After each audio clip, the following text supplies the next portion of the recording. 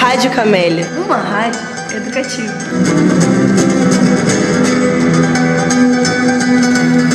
Rádio Camélia está no ar 24 horas. Participem!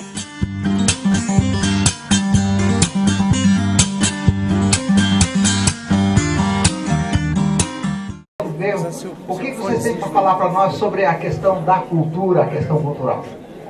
Bom dia a todos e todas. Primeiro, agradecer o convite à Magda, né, que me pediu para estar aqui hoje, e fiquei pensando, né, o que conversar com vocês hoje nessa terceira Semana Cultural, como antropóloga.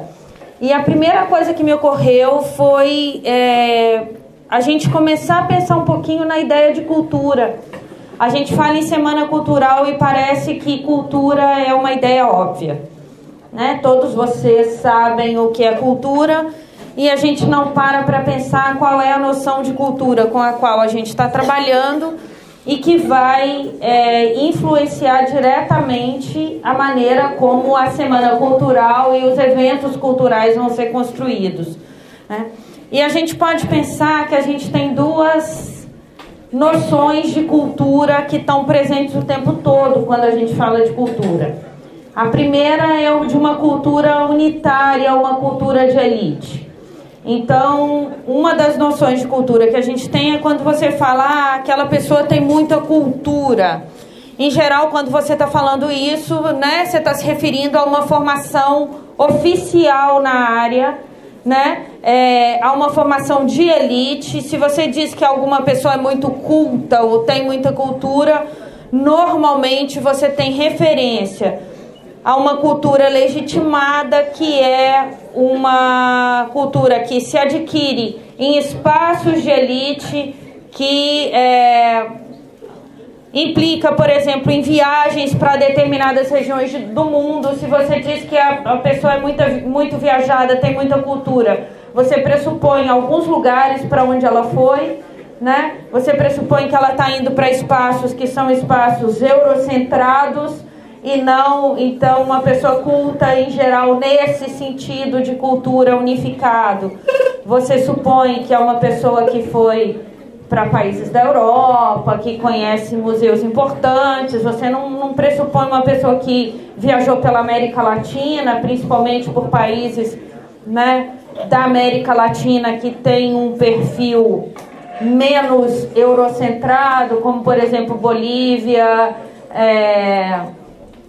Paraguai. Nem você não pressupõe que essa pessoa foi para a África. Você não pressupõe que ela foi para a Oceania, você pressupõe um modelo europeu de cultura que se aproxima de uma ideia de civilização.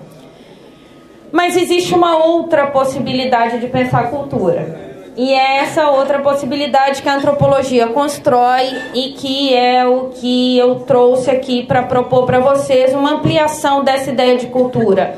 Não como uma cultura única, mas como uma cultura que é algo que caracteriza os grupos, né? Então aí cultura não seria algo legitimado e oficial de uma elite intelectual eurocentrada, mas todos os grupos têm cultura, né? E o que é essa cultura?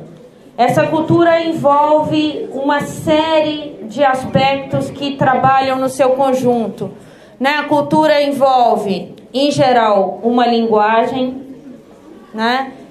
Eu estou vendo ali, conheci a professora de Libras, né, que está fazendo a tradução, e os surdos reivindicam uma cultura própria pela maneira de construir a sua linguagem própria, né? Vocês têm, aqui em Pinhais, por exemplo, vocês têm a experiência do convívio com os haitianos, né? E é um convívio que é marcado, né? A diferença cultural, no caso deles, é claramente marcada pelo domínio de uma língua própria, mas não necessariamente uma língua diferente implique uma cultura diferente, ou pessoas que falam a mesma língua têm a mesma cultura. A ideia de cultura, ela envolve uma série de outros aspectos também. Aspectos que têm a ver com formas de comportamento, com formas de pensar e com formas de sentir.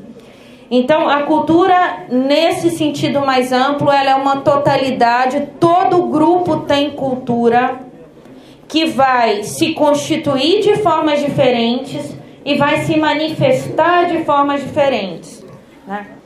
O que, quando a gente trabalha com essa noção ampliada de cultura, então a gente não tem a imposição de um modelo único de cultura para todos os grupos, mas a perspectiva de que os grupos constroem a sua forma própria de ser e de pensar, né? Então, a cultura seriam formas de ser no mundo e de pensar o mundo. E aí, cada grupo vai ter formas de ser e pensar o mundo específicas, né? Outra coisa que é importante, mas aí quando a gente pensa isso, e por que eu estou trazendo formas de ser e de pensar? Porque às vezes nessa visão mais ampliada de cultura, você tem também uma ideia da cultura como sendo algumas manifestações que vocês em geral pensam como folclore, né? Como dança, como canto, como comida. Então é muito comum, por exemplo, que quando a gente vai ter uma semana cultural, né, o enfoque seja nessas manifestações mais evidentes da diversidade, né, mas que são simultaneamente mais evidentes e muitas vezes apresentadas de forma descontextualizada, né? Então você pega alguns elementos que são visíveis e transforma aqueles elementos visíveis em expressão da cultura, né? Mas, primeiro, os elementos visíveis em geral não dão conta da profundidade das diferenças entre grupos, né? E os elementos visíveis às vezes não são o que definem essa diversidade, mas é essa forma mais ampla de ser e de pensar. Então, isso eu acho que é uma coisa bastante importante da gente refletir quando a gente pensa em cultura. Por quê? E quando a gente pensa em cultura no espaço escolar, né? É uma coisa que eu tenho pensado ultimamente, como o espaço escolar, ele, ao jogar a cultura para detalhes, o que muitas vezes acontece, ele retira a diversidade da discussão que efetivamente deve ser feita sobre diversidade, que é a diversidade como a legitimidade de pensar e ser de maneira diferente, né? O que eu quero dizer com isso? A gente na escola, e aí eu falo escola em geral, tende a aprender que existe uma forma correta de pensar, uma forma legítima, e aquela forma é. Qual que é o modelo dessa forma legítima, né? É o modelo, em geral, um modelo inspirado no eixo europeu de construção de conhecimento, que define que existe uma única racionalidade que é efetiva, que define que existe uma história que passa pela história da Europa para chegar até nós, né? É muito interessante quando houve um debate, por exemplo, de reconfiguração dos conteúdos da história recentemente, e que se falava em trazer a história de grupos indígenas brasileiros, que são inúmeros para dentro do currículo, a história da diversidade africana, e as pessoas falavam, mas como assim você vai reduzir a história da Revolução Francesa, né? Por quê? Porque a referência é esse universo europeu e o mundo colonial que se constrói a partir da ação da Europa. E uma colonização que não acontece só nos processos de dominação de território, mas também na imposição de uma forma de pensar, né? Então, o que eu acho que a gente podia pensar um pouquinho, e foi isso que eu quis trazer para vocês nesse início da Semana Cultural, é pensar um pouco nas várias possibilidades de pensar no mundo, né? Como quando vocês olham para o mundo que vocês vivem, existem conhecimentos que são desconsiderados por esse conhecimento formal da escola, e que isso é parte do mundo cultural de vocês, né? E que no Brasil, então, se a gente pensa a cultura dessa forma ampliada, a gente tem uma diversidade cultural significativa. Uma diversidade cultural que varia de acordo com grupos sociais que pensam de forma diferente, agem de forma diferente, constroem o mundo de forma diferente, né? Seja por clivagem econômica, seja grupos que se constituem racialmente de forma diferente, seja grupos étnicos, e que a Constituição de 1988, inclusive, foi um documento importante ao reconhecer essa diversidade cultural brasileira. Ao reconhecer que o Brasil não tem uma única forma de pensar, uma única forma de sentir, mas que existem grupos dentro do Brasil que constroem o seu mundo de forma diferente, né? Porque, não sei se vocês já pararam para pensar isso, mas você pensar de forma diferente implica viver em um mundo diferente, né? Pessoas que pensam de formas diferentes não vivem no mesmo mundo, né? São mundos distintos. E, em geral, esses mundos distintos se manifestam em processos cotidianos distintos. As pessoas vivem diferente, as pessoas fazem as coisas de forma diferente, elas produzem de maneiras diferentes, elas orientam a ação cotidiana de outras formas. Certo? Claro. Um dinamismo aqui. A gente percebe que quem estuda a história, a sociologia, nós aqui no ensino médio, ouvimos falar de civilização, primeira palavra civilização. E tem a ideia de que tem civilizações superiores e civilizações inferiores e até gente não civilizada. Esse conceito a gente tem na cultura, essa ideia também de cultura superior, cultura inferior? Não, nessa perspectiva antropológica de uma cultura que existe no plural, né, que tem várias culturas, você não tem como hierarquizar, né? Você não tem como dizer que alguém é superior a outro, porque o que vai definir a superioridade é a cultura daquele que está se definindo como superior, né? Então isso é uma coisa interessante da gente pensar. Quando você diz de civilizações superiores ou inferiores, em geral quem diz de civilizações superiores coloca a sua na posição superior, né? Então o que a gente tem, e aí a grande questão é o que significaria ser superior, né? Qual seria o parâmetro para definir que uma civilização ou que uma cultura é melhor do que outra? Tamanho? Mas grupos de tamanho muito grande ou complexos trazem uma série de problemas e de questões, né? E questões no sentido negativo, em termos de relação com o mundo e de ocupação desse mundo significativos. A existência de uma elite, a existência de uma elite é a existência da desigualdade, né? Isso é uma coisa interessante da gente pensar. Toda vez que você tem grandes monumentos, grandes expressões de arte sofisticadas, em geral você tem um nível de desigualdade social muito alto para que aquelas expressões sejam alcançadas.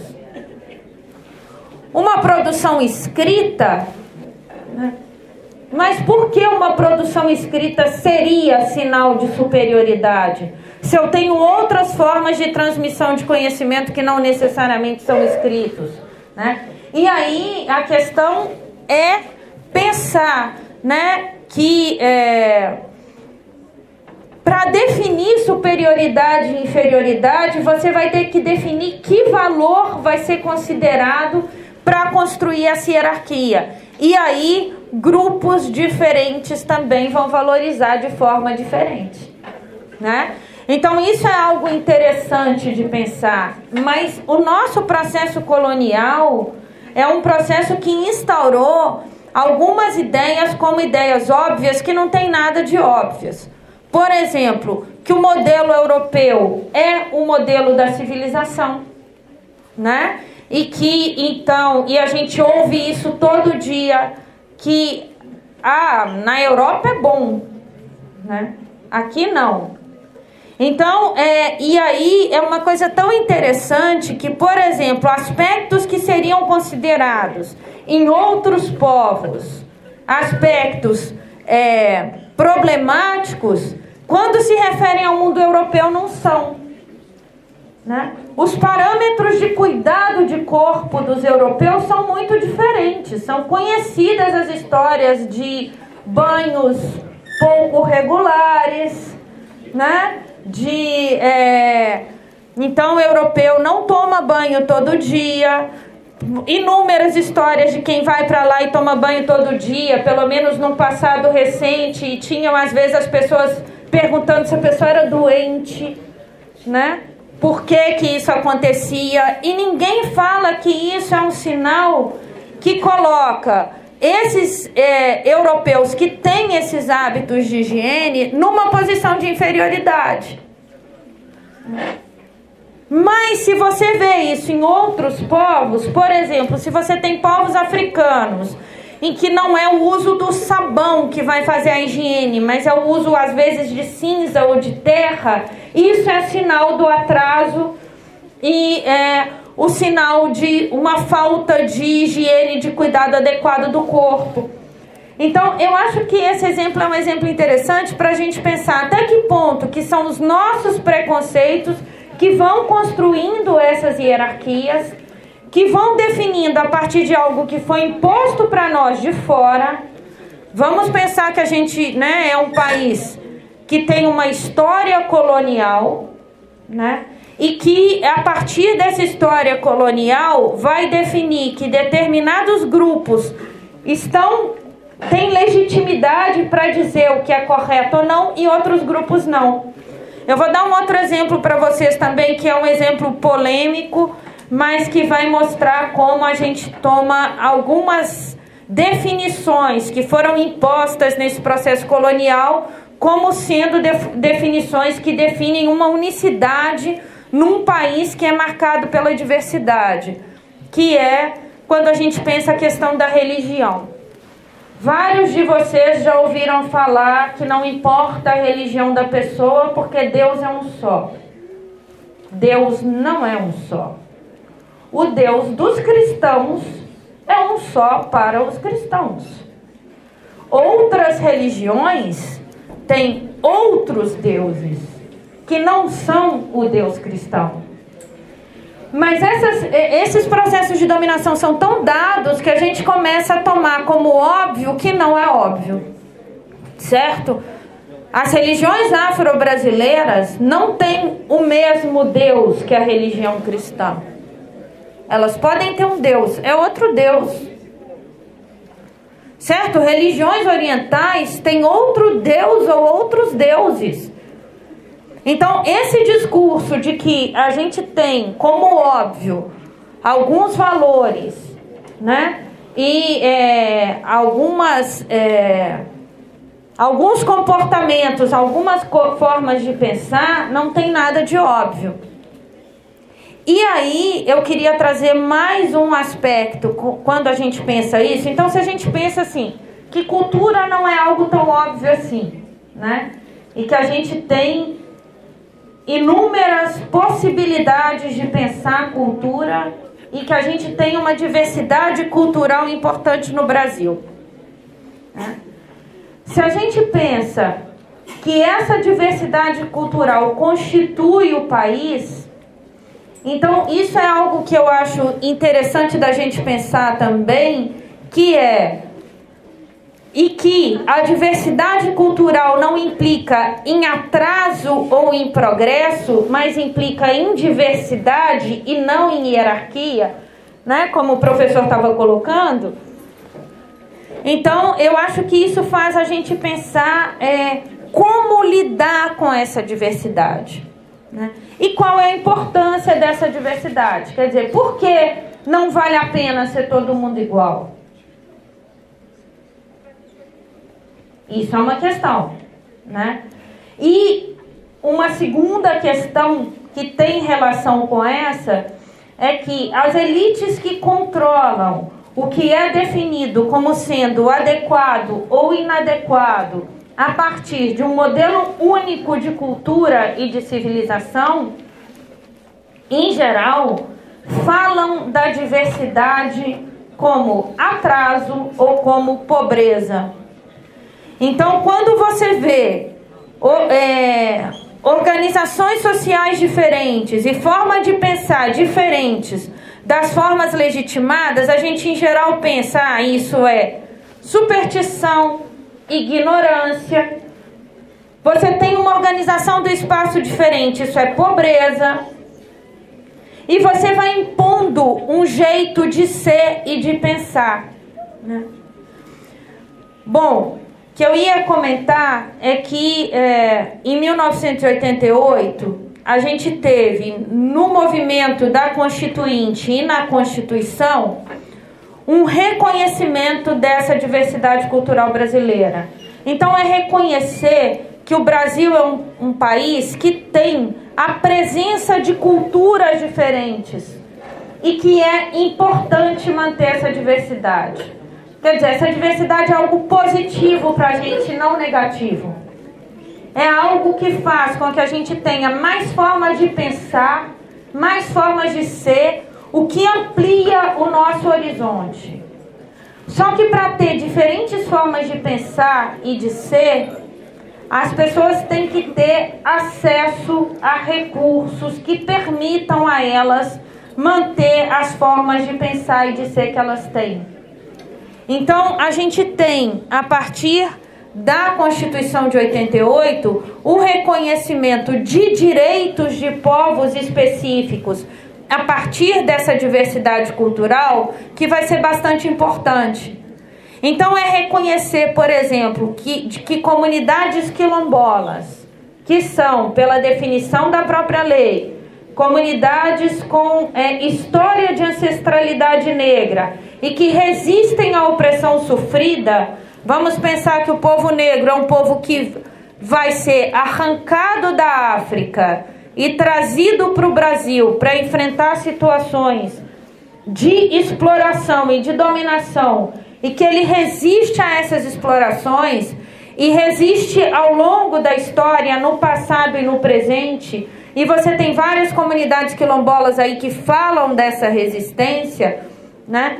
Eles começam a ter reconhecido o direito ao seu território. Por quê? Porque para você ser diferente, pensar diferente, você tem que ter condições de manter a sua forma de ser e de pensar. E esse discurso hegemônico que fala que existe uma forma de ser e de pensar que é a única legítima, que você tem desenvolvimento, que você tem progresso e que o progresso tem que passar por cima de tudo e de todos que são um empecilho ao progresso, né? E que o progresso está nas grandes indústrias, nas grandes empresas, no agronegócio, né? Na tecnologia extrema, em uma certa forma de comportamento urbana, de elite urbana, né? Quando você pensa isso, você pensa, para que seja possível ter diversidade, em alguns contextos é fundamental defender as condições desses grupos à diversidade, porque esses grupos não têm a mesma posição de poder que os grupos hegemônicos. E a gente teve, então, na Constituição de 88, o reconhecimento disso. que a gente tem povos diferentes dentro do Brasil, com culturas diferentes. A gente tem indígenas, tem quilombolas, mas aqui no Paraná a gente tem um rol de outros. Tem indígenas, tem quilombolas, tem faxinalenses, tem pescadores artesanais, tem ribeirinhos, tem uma variedade de povos que reivindicam o seu direito de ser e de pensar de formas específicas, né? E aí é interessante também pensar que esses povos tenham formas diferentes de ser e de pensar, não quer dizer que eles estejam parados no tempo. Você tem índio com celular? Tem. E ele usa o celular segundo a lógica dele. Tá? Isso não quer dizer que você, para manter a diversidade, você não quer dizer que esses grupos têm que deixar de ter história. Eu brinco muito e conto que quando eu entrei no mestrado, eu comprei uma máquina elétrica de datilografia, que era algo fantástico. Ela tinha um corretor na própria máquina, né? Vocês não têm ideia do que é isso, né? Máquina de datilografia, porque eu não podia mais entregar meus trabalhos à mão, né? Bom, desde então, telefone, só tinha telefone fixo em casa, né? A gente se comunicava nas instituições por ofício, mandava o papel tinha que chegar, tinha que ser lido, tinha que ser respondido, demorava semanas para você receber uma resposta, né? E isso, né? Hoje eu tenho celular, não uso como vocês usam, mas uso, né? Não tenho Facebook porque eu não gosto, mas isso é coisa de velho, com certeza, né? A gente responde e-mail todo o tempo. Eu lembro que quando eu estava fazendo o curso de Ciências Sociais, existia um laboratório de informática na universidade, onde meu colega ia conversar com alunos de outras universidades. E ele apaixonou, eu morava em Belo Horizonte, ele apaixonou por uma menina em Maringá. E aí ela mandou uma carta com a foto dela para ele saber como ela era, né? E a gente achou um absurdo na época. Como que você pode se apaixonar através de um computador? Isso tem 20 e poucos anos. O mundo mudou muito e eu não deixei de ser quem eu sou. Ninguém acha que porque hoje, né, a gente está no mundo que você tem as redes sociais, a internet como informação rápida, contatos rápidos, a gente deixa de ser quem é. Por quê? Porque a gente continua tendo relações sociais que se modificaram, sim, mas segundo padrões anteriores, formas de pensar que têm continuidade com o que eram no passado. Então, por que com a Índia é diferente? Por que com o quilombola é diferente? Por que eu posso pular da máquina de escrever para o computador e para o celular e eu exijo dos outros que eles fiquem fixados no tempo? Não são esses aspectos concretos que definem cultura. É forma de ser, é forma de pensar. E a diversidade é dada nessa forma de ser e de pensar, né? Então, é lógico, danças, festas, comidas, dizem do outro, dizem. Mas elas não são o outro, né? O que o outro é uma totalidade muito maior do que uma comida, do que uma manifestação, né? Do que um objeto de arte, né? É um conjunto amplo, né? E o que eu queria propor para vocês, é muito ruim falar assim com o microfone, como a gente, que a gente não consegue conversar muito, né? É muito melhor conversar do que falar só, né? Mas o que eu queria propor para vocês, para que vocês pensassem, é isso, né? Como pensar a ideia de cultura numa semana cultural, né? Como pensar a importância da diversidade cultural no país? E como pensar a ameaça que determinados grupos têm sofrido em termos do seu direito de ser diferente, né? Que nos últimos anos aí a gente tem visto no contexto nacional, né? Como pensar esse discurso do desenvolvimento que impõe uma forma única de ser, essa ideia de que tem um modelo, né, que é um modelo que tem que ser seguido, que é um modelo que foi gestado num contexto muito distante e que tem inúmeros problemas, mas que a gente fica repetindo o tempo todo que tem que ser o nosso modelo. Essa ideia de que a gente é pior por não se encaixar nesse modelo, né? E não perceber que a gente tem um potencial imenso exatamente pela nossa diversidade, né? E que esse discurso unificador é um discurso de perfil colonial que permanece ao longo do tempo. A gente, em certa medida, continua sendo colônia quando a gente assume que existe só uma cultura legítima, que existe só uma forma de pensar legítima, e o espaço da escola tem que ser um espaço aberto para a diversidade e não para a imposição desse modelo único, né? Isso eu acho que é interessante da gente pensar. Bom, a princípio era isso que eu queria conversar com vocês.